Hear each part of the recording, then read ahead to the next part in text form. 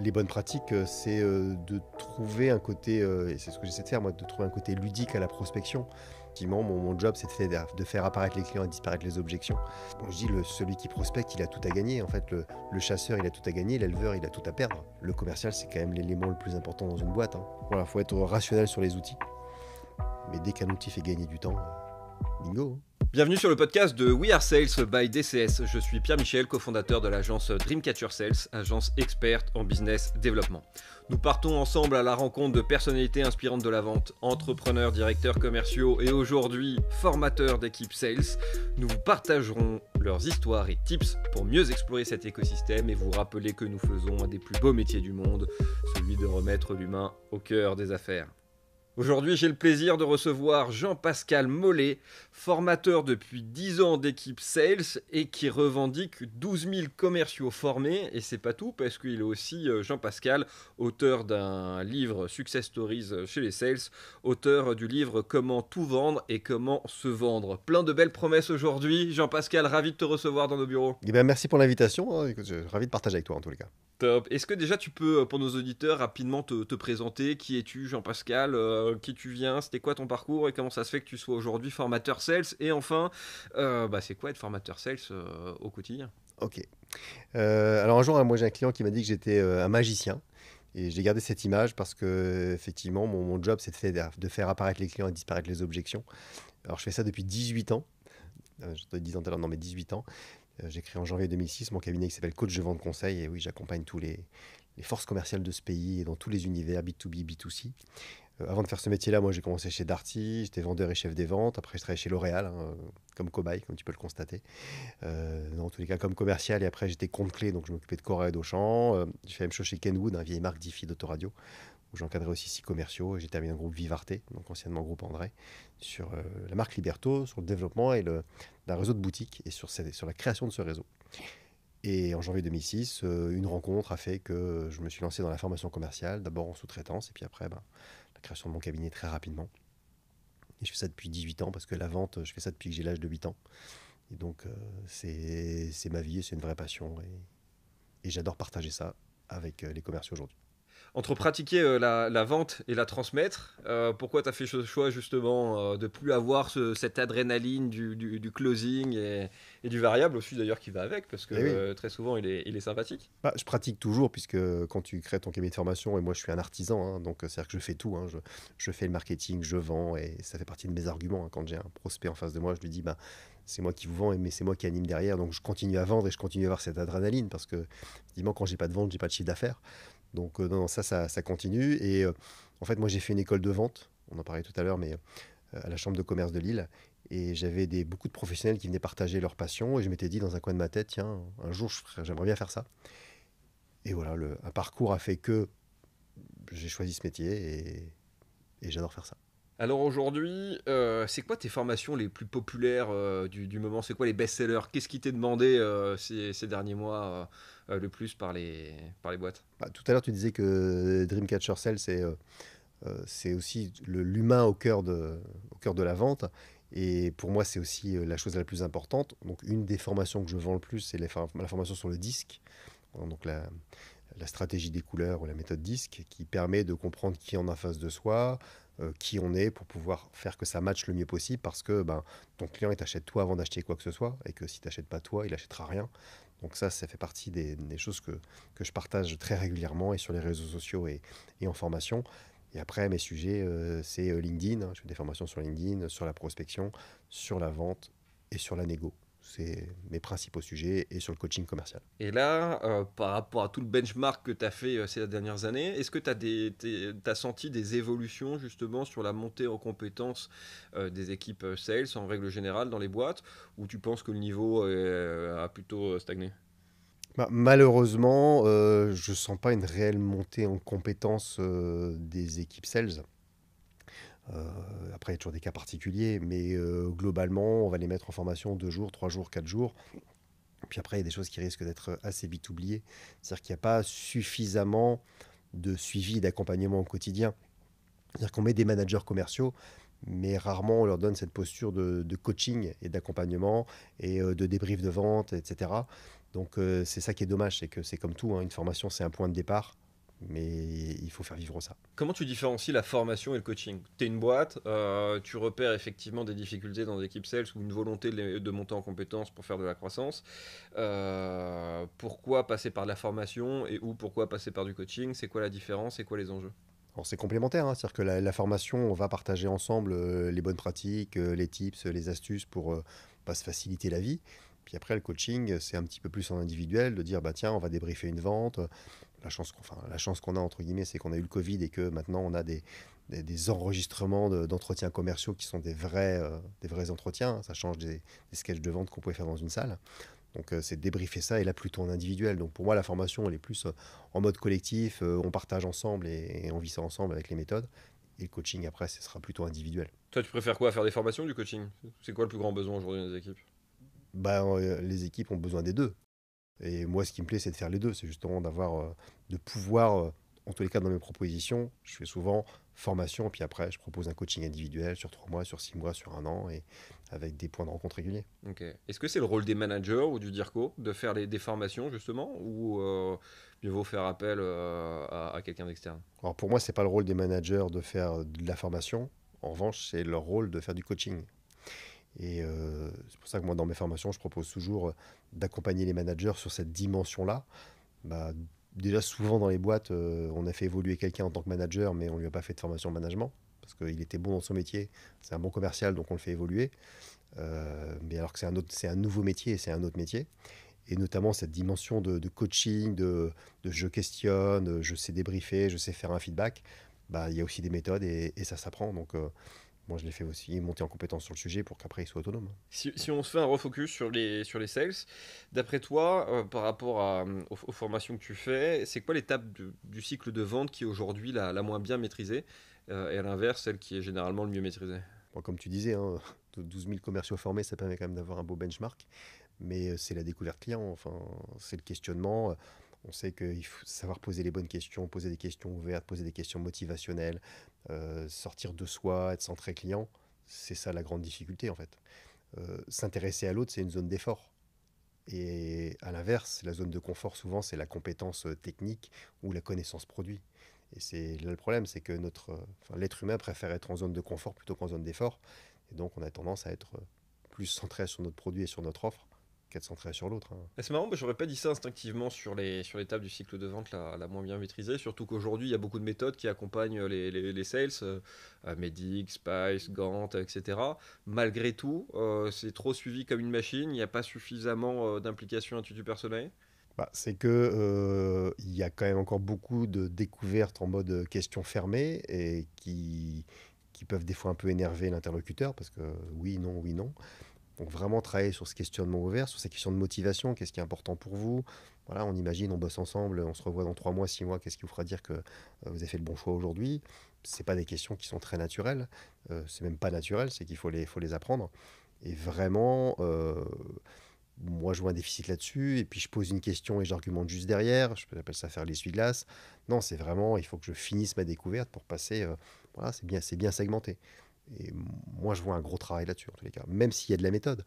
Mais comme on le disait tout à l'heure, la méthode, si elle n'est pas suivie, s'il n'y a pas d'accompagnement, elle est vite oubliée. Donc c'est la répétition qui fixe la notion par effectivement le coaching. Et à l'inverse, c'est quoi les sujets qui sont aujourd'hui bien maîtrisés? Comme je te l'ai dit, hein, souvent les argumentaires un peu marketing ou la connaissance produit, c'est ça qui est le mieux maîtrisé. Et puis après, en fonction des univers, les réseaux sociaux et notamment LinkedIn, mais là aussi, il y a du travail à faire quand même. L'année 2023 dans l'écosystème tech a été assez ardue. Diminution des budgets, intensité concurrentielle plus forte. Un des gros sujets effectivement de la rentrée 2024, c'est les new logos, new business, remettre tout le monde effectivement à la prospection. On fait appel à toi pour former des équipes sales, pour retrouver le goût de la chasse, remettre en place des méthodologies pour faire de la chasse. Ça serait quoi ton approche à ce moment-là? Alors c'est vrai, hein, il y a toujours les bonnes résolutions de début d'année, hein, même si les business sont difficiles depuis un certain temps. Bah, les bonnes pratiques, c'est de trouver un côté, et c'est ce que j'essaie de faire moi, de trouver un côté ludique à la prospection. Bon, je dis, celui qui prospecte, il a tout à gagner. En fait, le chasseur, il a tout à gagner, l'éleveur, il a tout à perdre. Donc, quand on est en mode prospection, bah, c'est génial. Et c'est vrai que le fait moi j'organise comme ça des blitz, hein, le fait de travailler ensemble, à appeler, en fait à la fin ils se disent bah oui, c'est sympa. Mais c'est vrai que c'est plus sympa à faire ensemble, à se faire un petit côté challenge, tu mets les rendez-vous sur le tableau, etc., que de faire ça tout seul dans son coin chez soi, quoi. Bah, justement, ça serait quoi tes bonnes, tes meilleurs tips, tes meilleures recommandations pour mettre en place Culture Newbies? Est-ce que c'est plutôt de faire, par exemple, du cold call avec deux, trois collabs, on se met sur haut-parleur? C'est plutôt de le faire tôt le matin, tard le soir, à l'heure du déjeuner? En tips concrets, qu'est-ce que tu pourrais apporter? Déjà sur les horaires, hein, enfin, on se dit toujours, tiens, tel jour ça marche pas, tel jour ça marche pas. Et ce qu'il faut, c'est varier en fait, c'est varier ses séances. Faut pas se dire, tiens, tous les lundis matins, j'appelle. Donc un coup c'est le lundi matin, un coup c'est le mardi après-midi. Il faut ritualiser ça et il faut surtout le mettre sur l'agenda parce que on trouve toujours autre chose à faire que du cold call, hein. La plupart des commerciaux n'aiment pas ça. Donc c'est vraiment, quelque chose, c'est un rituel qui est mis comme une réunion, comme des vacances. Et voilà, je mets ça de 10 à 12 et je fais que ça. Et je prépare ma liste. Et après, une fois que j'ai préparé, j'enfile. Et on a l'impression que le téléphone, c'est mort. Mais non, hein, ça marche toujours, hein. Et c'est quand même, pour moi, encore aujourd'hui, une des meilleures techniques pour prendre des rendez-vous et pour faire du business. Bah, justement, c'est quoi pour toi tes meilleures techniques sur lesquelles il faut se former pour prendre des rendez-vous? Il faut déjà se dire comment je fais pour passer un barrage. Donc là, il y a des techniques. Eh, Tu ça, veux, ça tu veux que j'en existe donne, c'est plus. ça? Bah évidemment, parlons très concret, on est tous des sales. Ok. Et d'abord, est-ce que ça existe encore les barrages? Ah bah oui, bah Il carrément. y a plus de secrétaires maintenant, les Ah, boîtes, bien les sûr que barrages si, bien secrétaires. sûr que si.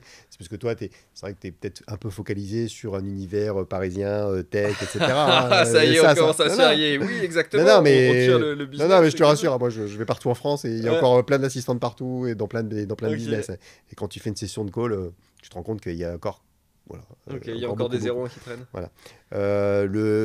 Pour moi, la meilleure technique pour passer un barrage, elle est à deux double détente. C'est de dire, écoutez, voilà, je devais le rappeler aujourd'hui à 14h. Il est 14h05, je suis désolé, je suis un petit peu en retard. Concernant, et tu mets un jargon technique derrière. Donc, je devais le rappeler, ça sous-entend que il attend mon appel, mais c'est pas ce que je dis. C'est juste moi, je me suis noté que je devais le rappeler. Donc, en fait, je mens pas, faut jamais mentir, hein, parce que sinon, tu dis c'est personnel, ça passe, hein. Donc, je devais le rappeler aujourd'hui, à 14h, je suis un petit peu en retard, concernant tel truc. Ça passe dans 8 cas sur 10, hein. Franchement, à moins de tomber sur une assistante aguerrie, ça marche pas mal. Puis bah, après, l'idée, c'est très rapidement de pouvoir donner de la valeur, dire tiens, voilà, on a fait ça à tel endroit. Voilà, et donc ce que je propose, c'est qu'on se rencontre, hein. Enfin, à un moment donné, on est là pour prendre du rendez-vous. Moi, j'aime bien terminer par la question où tu vas chercher un nom qui veut dire oui, hein. Du coup, est-ce que vous voyez un inconvénient à ce qu'on cale un rendez-vous ou en physique ou en visio? La chance qu'on a, entre guillemets, c'est qu'on peut proposer la visio. Et quand tu fais de la prospection téléphonique, les prospects acceptent plus facilement un rendez-vous en visio qu'un rendez-vous en vrai. Ils ont l'impression que c'est moins intrusif, hein. D'ailleurs, Covid, ça veut dire commercial en vidéo. Je ne sais pas si tu le savais. Mais voilà, donc le fait de dire, tiens, est-ce qu'il y a un inconvénient A? Ok. Quelqu'un se dit non. Et du coup, c'est vachement plus facile d'avoir des rendez-vous. Voilà, je te donne deux, trois tips comme ça. On a un formateur aguerri, alors on en profite. Les objections classiques, t'appelles, tu veux vendre tes formations à moi, directeur commercial de Dreamcatcher Sales. Tu me dis, tu m'appelles en call. Dès que tu commences à me parler, je te dis, j'ai pas le temps. C'est une des objections les plus communes. Ok, mais c'est normal, hein. C'est-à-dire, tous les gens qu'on appelle, ils ont pas le temps. Voilà, ce que je propose justement, c'est qu'on puisse se caler un rendez-vous. Dès que vous avez le temps, on se cale 15 minutes. Et puis voilà, prenez l'agenda et on y va, quoi. Si je te dis non, comment tu fais un peu ton forcing? Bah, si tu me dis non, après c'est compliqué, hein, ce que tu racontes, hein, c'est qu'à un moment donné, si la première objection, ça passe pas et que le mec il te dit non, non, non, tu rappelles 2 jours après et puis il sera peut-être plus disposé, quoi. Ok, jusqu'à quand il faut le rappeler, l'interlocuteur? Bah, tant qu'il décroche, hein. Tant qu'il décroche? Tu te fixes pas des limites à 8, 10, 12 fois Bah, sauf si le jour, à un moment donné, le mec il dit arrêtez de me harceler, hein. Voilà. Mais bon, tu sais, globalement, 2 jours après ou 3 jours après, le gars il sait plus qui il a eu au téléphone, hein. Donc faut pas se mettre ses propres barrières, hein. T'es très présent sur LinkedIn aussi? J'essaie. Ça fait quoi? Ça fait 2-3 ans que tu t'y es mis, c'est ça? Non, un peu plus, Non, hein. un peu plus que ça Non, non, encore? un peu plus. Alors, je m'y suis vraiment mis. Alors, pour tout dire, j'ai le timing à peu près en tête, hein. C'est-à-dire qu'en 2019, en juillet 2019, j'étais arrivé aux 30 000 abonnés, mais en faisant un petit peu voilà, de l'envoi d'invitations un peu automatiques, rapides. On n'était pas trop contingenté à ce moment-là. Et puis, arrivé aux 30 000, bah, tu sais qu'on a droit à 30 000 contacts de niveau 1. Donc, si tu veux augmenter ton réseau, bah, le seul moyen, c'est de faire du contenu. Et donc, c'est là où j'ai commencé à faire du contenu très, très, très régulièrement, c'est-à-dire un post par jour, hein, même des fois un peu plus, c'est 400 posts par an. Mais parce que je me rendais compte aussi que ça me ramène aujourd'hui 80% de mon business, dans tous les cas de mon nouveau business. Le reste, c'est de la recommandation.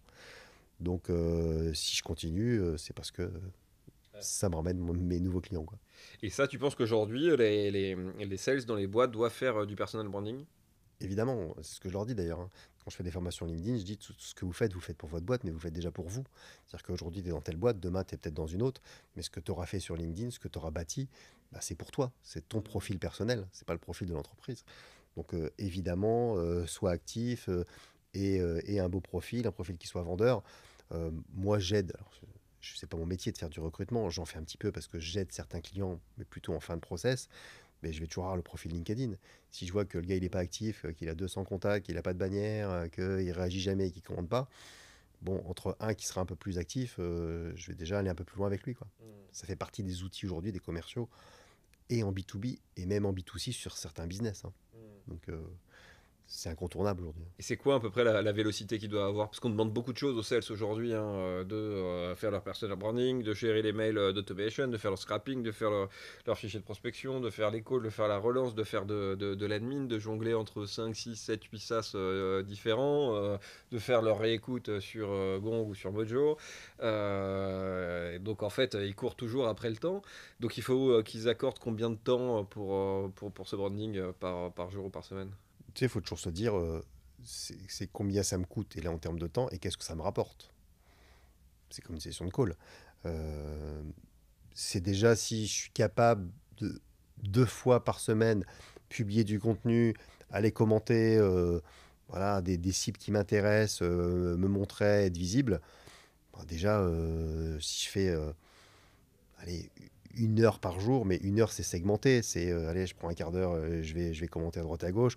Surtout quand je publie, c'est dans le temps où je publie, bah, j'essaie d'être quand même le plus présent, parce qu'on sait que c'est important de chatouiller l'algorithme sur la publication, donc dès qu'il y a des commentaires, je vais répondre. Bon, et encore une fois, il faut voir les résultats que ça donne, hein. S'il n'y a pas de résultats, ben, faites autre chose et puis tu prends ton téléphone et t'appelles. Et puis tu t'en sers pour qualifier tes cibles. Donc, Si je reviens un peu sur le sujet de formation, comment tu identifies les points nécessaires de monter en compétence d'une équipe sales? Je suis Dirko, je te dis, bah, écoute, viens dans ma boîte, j'aimerais augmenter effectivement un peu mes KPI, j'ai des gros enjeux de croissance, j'ai pas forcément envie de recruter, mais plutôt de faire monter en compétence mes équipes. Comment tu fais un audit d'une équipe sales pour savoir quels sont les points clés sur lesquels il va falloir bosser? la première chose à faire, c'est, bah oui, comme tu l'as dit, c'est de faire un audit, hein. Donc c'est d'accompagner un ou deux commerciaux, de voir comment ils fonctionnent, passer une journée avec eux, comment ils s'organisent, qu'est-ce qu'ils font, comment ils organisent l'agenda, comment ils priorisent ce qu'ils font. Et puis, bah, une fois que tu as ça, c'est se dire, les voir aussi en entretien, donc où on a un entretien vidéo qui est enregistré, et puis de voir ce qui marche pas. Puis après, bah, suite à ça, se dire, c'est quoi le plan d'action. Et en général, bah, formation, coaching, accompagnement, et accompagnement de leurs managers commerciaux pour qu'après ils prennent le relais. Donc au final, pour toi, c'est vraiment l'accompagnement de manière individuelle de chaque sales plutôt qu'aller regarder certains KPI. Est-ce que tu regardes des KPI, taux de transfo, nombre de calls, ce genre de choses? Bah, ça, ce sont des indicateurs qui vont me permettre de dire, tiens, de voir les disparités qu'il peut y avoir sur l'équipe. Maintenant, c'est le meilleur, enfin les meilleurs indicateurs, c'est de voir comment ça se passe avec un client, hein. Parce que des fois, tu peux tout bien faire et puis ah, bah, il y a juste la conclusion qui fonctionne pas ou il y a telle ou telle phase. Donc pour moi, le mieux, c'est de voir en condition. Tu sais, c'est comme un sportif. Ben, ok, tu peux regarder le nombre de matchs qu'il gagne, mais bon, ok, ça me donne des infos, mais non, c'est de voir si c'est un tennisman, c'est quoi son coup droit, son revers, son temps de réaction. Donc oui. En parallèle de ça, je voulais avoir aussi ton point de vue, qui est quelque chose dont sur ces derniers podcasts j'évoque, sur la segmentation des équipes commerciales. Ces dernières années, comme tu as pu le voir, tu as eu une grosse segmentation des équipes, SDR, BDR, account exécutive, CAM, CSM, etc. Et donc maintenant sur une vente, tu peux avoir 3, 4, 5 interlocuteurs différents. Est-ce que pour toi, d'une, cette segmentation des équipes est efficace, ou à l'inverse, en fait, fait un coût d'acquisition énorme, et en même temps, est-ce que ça a permis justement de monter en compétence, ou à force de faire du BDR pendant un an, que du call, après quand tu passes à eux, c'est plus simple, ou finalement ça a trop cloisonné et on a perdu en vélocité commerciale? Alors c'est vrai qu'on a peut-être changé les appellations, mais ça a toujours un peu existé, hein. Des gens qui étaient voilà, les sédentaires au téléphone qui appelaient, et puis après le gars qui était sur le terrain, hein. Souvent ils fonctionnaient en binôme. Bon, moi, je suis plutôt partisan, je sais pas si c'est la vieille école, mais de se dire, je prospecte et je suis le client, en fait. C'est-à-dire que on a parlé de la relation tout à l'heure. La relation, elle est importante et je crois que pour le client, en tous les cas, le fait d'avoir quelqu'un du début à la fin du cycle de vente et d'avoir la même personne, si ça fonctionne bien, bah, c'est quand même top. J'ai un mec qui m'appelle, qui prend un rendez-vous. Ok, c'est un autre qui vient, c'est un autre qui me suit. Alors ça marche, hein, mais moi, je suis plutôt partisan de je suis mon client de A à Z. Tu parlais de vieille école. Est-ce que pour toi, il y a un choc de culture entre les sales qui sont en activité depuis 2, 3, 4 ans, qui ont entre 25 et 30 ans, et les sales que tu as connus il y a 15 ans? Bah, le choc de culture, c'est surtout un choc technologique. C'est-à-dire que bah, il y a Internet qui est arrivé il y a un peu plus de 20 ans maintenant et dans le quotidien. Donc c'est ça qui a changé. Avant, les commerciaux, ils arrivaient avec l'information. C'est-à-dire que c'était un peu les messies. C'est fini. Aujourd'hui, le commercial, il n'arrive plus avec l'information. Donc il doit vraiment être en position de conseil, en position de consultant, connaître son marché, connaître son univers, challenger le client. Donc c'est là où le métier a changé. C'est là où le métier, tout compte fait, est plus intéressant. Avant, hein, le gars, il était un peu preneur de commande, hein. Il arrivait avec son petit crayon sur l'oreille, hein, et puis, allez, combien je vous en mets? Bah, c'est fini, ça. On a besoin de personne pour ça, hein. Aujourd'hui, je passe mes commandes sur Internet et quand on voit des gens comme Amazon qui te livrent presque avant que tu aies passé la commande et ils travaillent sur un algorithme qui va te permettre ça. C'est-à-dire qu'avant que tu passes ta commande, ton produit sera presque déjà à côté de chez toi, par Hmm, tes habitudes et par ce que tu fais. Donc, il faut vraiment que les commerciaux comprennent ça. Qu'on ok. comprenne qu'ils sont là en position de consultant plutôt qu'en position de je prends des commandes. Hmm. Parce qu'on a besoin de personne pour prendre des commandes. Et en stack technique, à part le CRM, est-ce qu'il y a des outils justement qui sont maintenant devenus pour toi indispensables et qui peuvent faire partie de tes formations, je sais pas, des outils de mail automation, des outils de scrapping, des outils pour gérer des numéros de téléphone, ce genre de choses, ou pour toi c'est un peu gadget au final? Non, alors pour moi, c'est pas gadget. Moi, j'en parle pas dans mes formations parce que c'est pas mes sujets. Mais évidemment, tout ce qui peut faire gagner du temps aux commerciaux, il faut le prendre. Je ne pas parler aussi de l'IA ou ChatGPT, etc. Ça, j'ai commencé à en parler dans mes formations. Et quand j'en parle, en fait, tu te rends compte enfin, c'est des nouveautés pour plein de commerciaux. C'est-à-dire qu'ils savent même pas, ils en ont entendu parler, mais ils l'utilisent pas ou ils savent pas l'utiliser. Donc, moi, je sais que je le mets sur ma formation LinkedIn, je le mets sur ma formation vente, ma formation négo, parce que ça me paraît être important. C'est-à-dire que il y a des gens qui sont entre guillemets contre le progrès. Moi, je suis avec le progrès.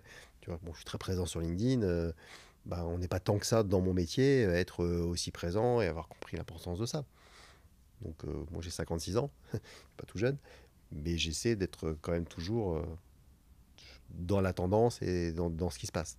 Donc, les outils, oui, comme tu l'as dit, attention aussi, c'est de ne pas en avoir 10 ou 12 et que ça devient compliqué, je sais plus, parce qu'en fait, tu te rends compte qu'ils en utilisent un ou deux, que ça coûte aussi de l'argent à l'entreprise. Enfin, voilà, faut être rationnel sur les outils. Mais dès qu'un outil fait gagner du temps, bingo, hein. On a parlé tout à l'heure de un peu de tips et best practices pour se former sur la partie call newbies, sur la partie et sur l'étape de cycle de vente négociation. C'est quoi pour toi effectivement les points clés qui font une négociation réussie? Le plus important dans la négociation réussie, c'est la préparation. C'est-à-dire que c'est le temps passé à... donc moi, quand je fais formation, je parle d'une grille qui s'appelle la grille PCP, hein, c'est plancher, cible, plafond. C'est de se dire en dessous de quoi je descends pas, à quoi j'ai envie d'arriver, et du coup, qu'est-ce que je vais demander. Et ça, c'est vrai sur son prix, sur ses tarifs, mais c'est pareil sur les conditions de règlement, sur les quantités. C'est-à-dire que souvent on se dit la négociation, elle est que sur le tarif, mais non, il y a plein de critères.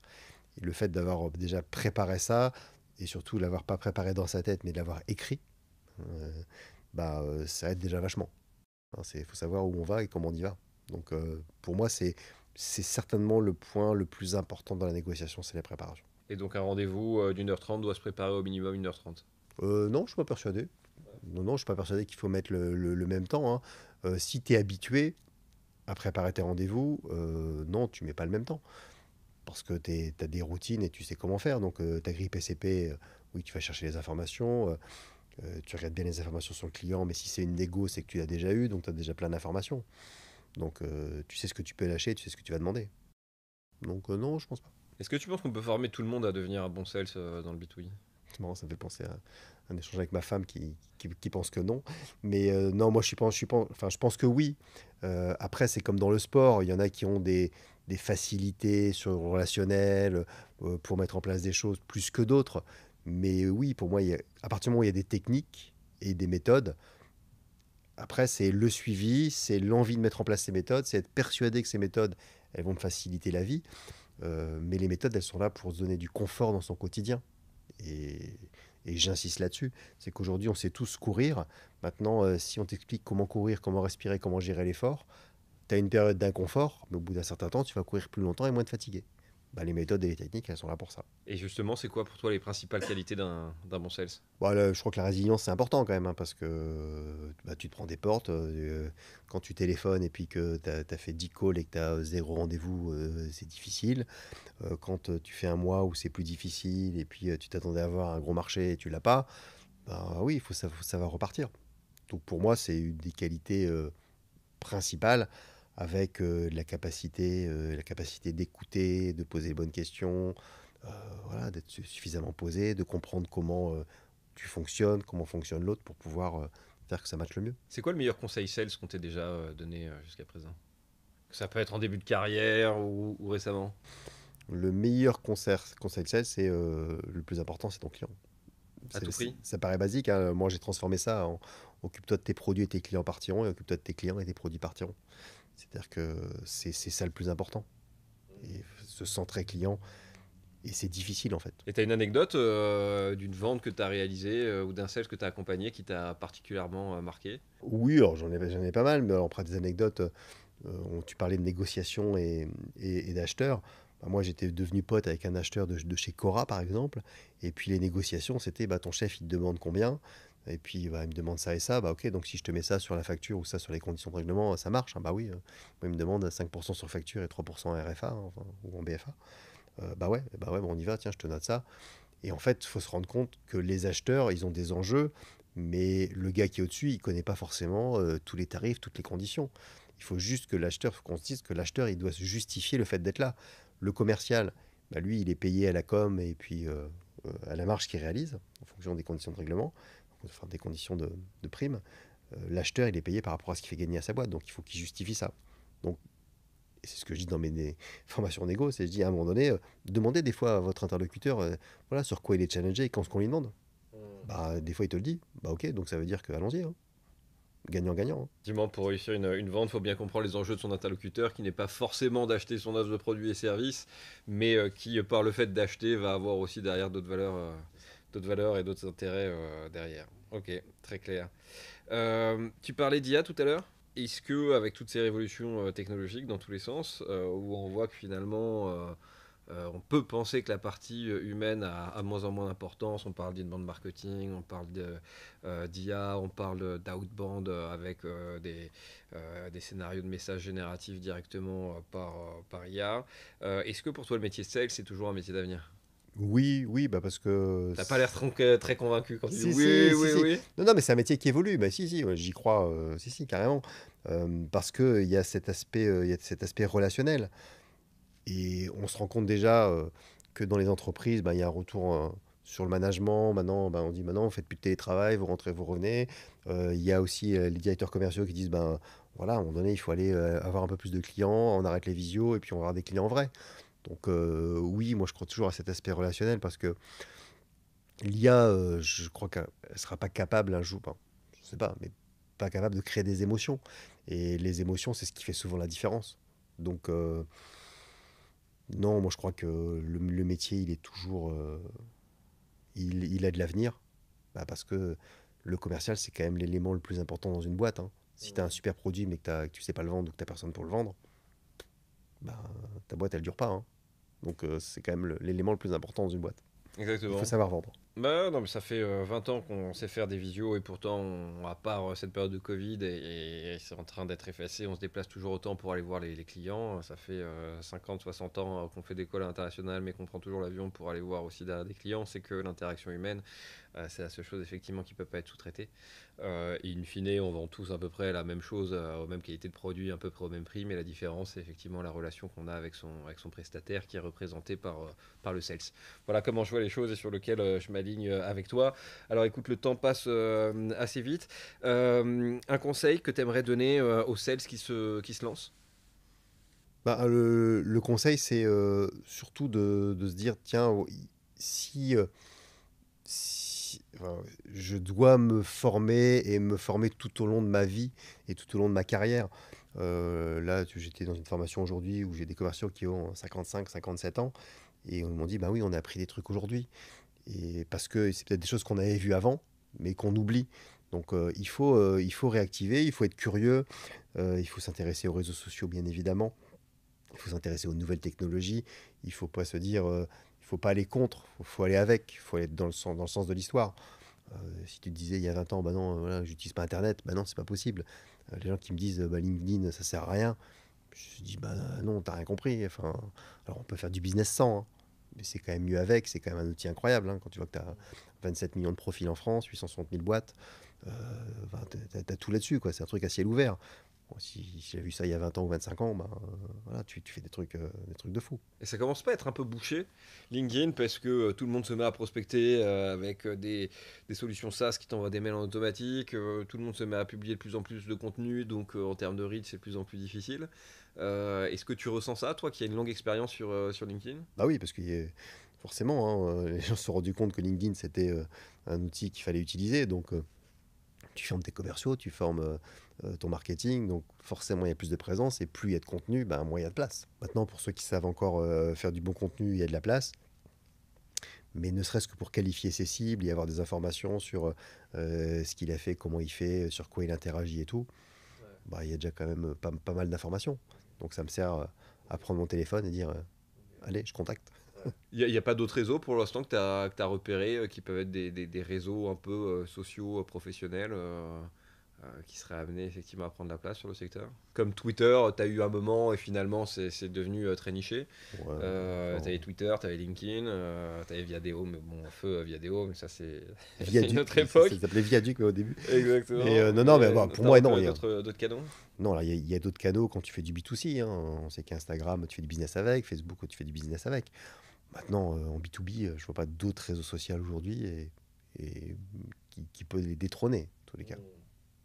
Après, on verra, hein, mais... Le temps avance vite. Une dernière question. Une personne que tu aimerais que j'interviewe après toi. Est-ce que tu as un nom qui te vient en tête? Ouais, tu peux interviewer Michael Aguilar, Ah, aussi un autre un comme toi confrère. qui va revendiquer combien lui aussi? Oh, il a plus de 330 000 ou 340 000 340 000 abonnés. personnes formées en sales. Ah non, je pensais sur Ah LinkedIn. oui. Parce que toi, t'as combien sur LinkedIn? Parce que maintenant, Moi, je c'est suis un à moyen de flux. 133 000. 133 000. Tu fais du Mais, reach. mais non, non, mais lui, il forme plus, il fait beaucoup de conférences, donc il a Ouais. une boîte de formation. Mais Eh ben écoute, Michel, on sera peut-être amené alors à échanger ensemble sur les recommandations de Jean-Pascal. Et toi, alors, des nouveautés qui vont sortir, nouveaux bouquins, nouvelles confs? non, bah écoute, moi, alors, t'as dit un bouquin, mais en fait, j'en ai trois. Ah ouais, mais bon. Mais c'est pas grave. Non, non, non, il y en a qui s'appelle Achetez-moi, qui est Ok. effectivement sur la vente, Mais la ça, c'était méthode le 10. dernier, non? En tout cas, quand j'ai tapé C'est ça. Jean-Pascal Mais Vollet, c'est le premier qui est sorti et c'était c'est avec le ça. plus d'étoiles Amazon. C'est Alors, celui ceci qui, dit. effectivement, voilà, se vend le plus. Après, j'en ai un autre qui s'appelle Influencer LinkedIn, où j'ai interviewé 30 influenceurs qui ont tous plus de 100 000 abonnés et où je donne mes bonnes pratiques aussi. Et puis, un autre truc, mais là, c'était plus un amusement. J'ai écrit un bouquin sur la vente, mais pour les enfants. Donc voilà, qui s'appelle Tim le vendeur de bonheur. Donc à partir de 8 ans, et pour donner envie aux jeunes, très jeunes, de faire ce beau métier. Très très jeune. Mais là, tu vas faire des crises dans les foyers, là. Si tu vas faire des négociations endiablées.